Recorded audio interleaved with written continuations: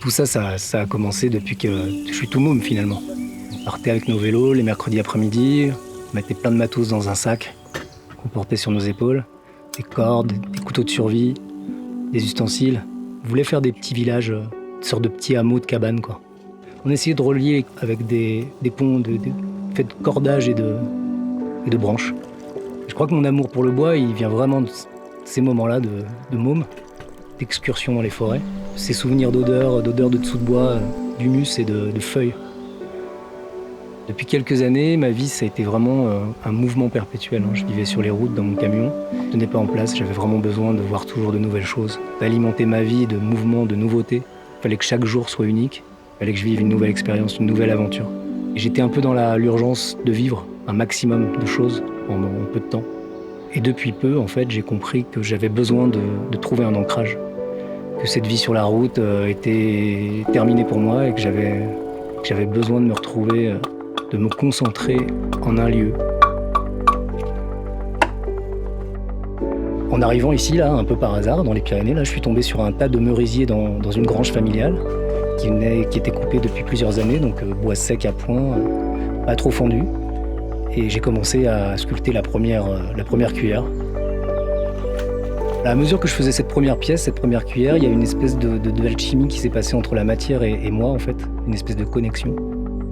Le plaisir de toucher le bois, d'être en contact avec le matériau et de voir peu à peu l'objet prendre forme sous mes doigts m'ont permis de me rendre compte que j'étais capable de me concentrer et surtout d'avoir compris que j'étais capable de gagner en patience. Parce que la patience, j'ai l'impression que ça s'acquiert.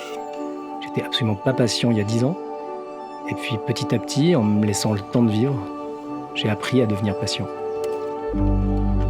Quand tu chopes une bûche plutôt qu'une autre, tu sais que ça va être celle-ci. Je sais pas comment l'expliquer vraiment, mais en tout cas, voilà, il se passe ce process qui permet de savoir que ça va être plutôt cette bûche-là plutôt qu'une autre. Alors visuellement, oui, mais au toucher également, malgré le caractère brut de la pièce. Au moment du façonnage, je vais me projeter, alors ça va être très structuré au départ, je vais dessiner ma pièce. Je pars en général sur une idée assez précise, je sais à peu près de quelle forme je voudrais donner ma pièce, et pendant la fabrication, il va y avoir des moments de hasard où je vais partir dans une autre direction. En fait, c'est des influences qui se font vraiment de manière inconsciente.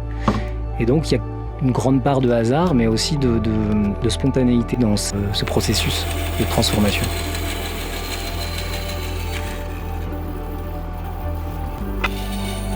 Vachement des endroits où j'ai bougé lors de mes derniers voyages, de ces dernières années. J'ai ramené des influences et des idées comme ça, qui sont arrivées un peu par hasard et selon les rencontres, selon les cultures. Et j'ai voulu mixer en fait pas mal de ces influences culturelles sur une même pièce. C'est-à-dire qu'une pièce va pouvoir avoir le bol d'une certaine forme, avec une certaine influence. Et le manche, je vais le faire d'une influence complètement différente. Et parfois même, je vais scinder le manche en deux pour avoir une influence d'un côté du manche et une autre. Et ce qu'on va venir retrouver justement dans mes pièces, c'est une certaine influence de mes voyages passés et de toutes ces cultures que j'ai rencontrées, tous ces gens qui m'ont marqué, tous ces paysages qui m'ont époustouflé. Mais ce récent besoin de ne plus trop bouger, en fait, d'être ancré quelque part, ça n'occulte absolument pas mon envie de continuer à m'évader et voyager dans ma tête.